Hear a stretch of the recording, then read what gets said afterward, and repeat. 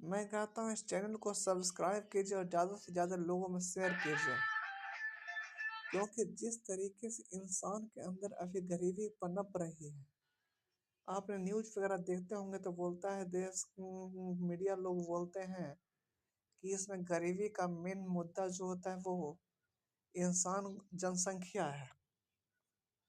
कुछ लोग ऐसे भी होते हैं जो कहते हैं कि आप जितने से जितने बच रहे उसमें दिक्कत क्या है।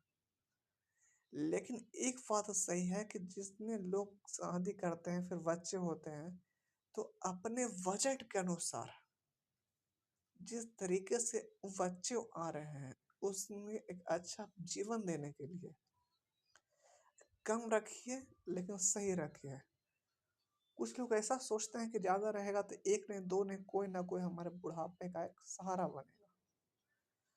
आज जो जिस तरीके से गरीबी बढ़ रही है ना सर, उस तरीके से आपको ऐसा लगता है कि हमारे बेटे आगे जाकर करेंगे, यह उम्मीद बहुत कम है।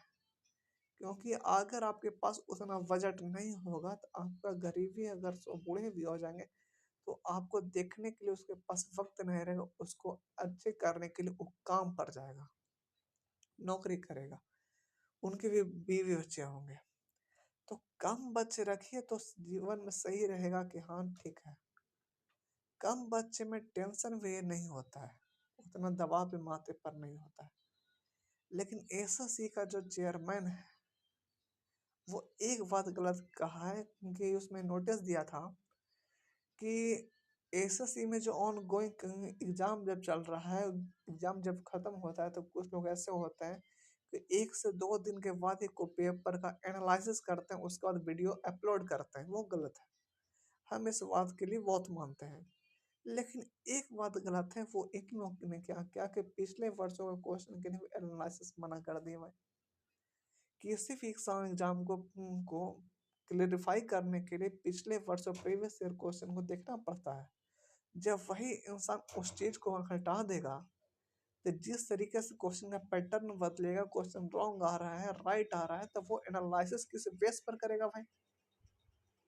आज जो यूपीएससी का तैयारी करता है, बीपीएससी का करता है, दरोगा का करता है, और भी किसी बड़े बड़े प्रतियोगी परीक्षा का तैयारी करता है, आईआईटी का तैयारी करता है, तो वो क्या करता है पिछले वर्ष प्रीवियस ईयर क्वेश्चन को देखता है कि जिस किस तरीके से लेवल अप हो रहा है या फिर डाउन हो रहा है, उस तरीके से अपने तैयारी को एक बेहतर मुकाम तक पहुंचाता है। अगर वही नहीं रहेगा तो इंसान आगे बढ़ने का मुकाम क्या है भाई।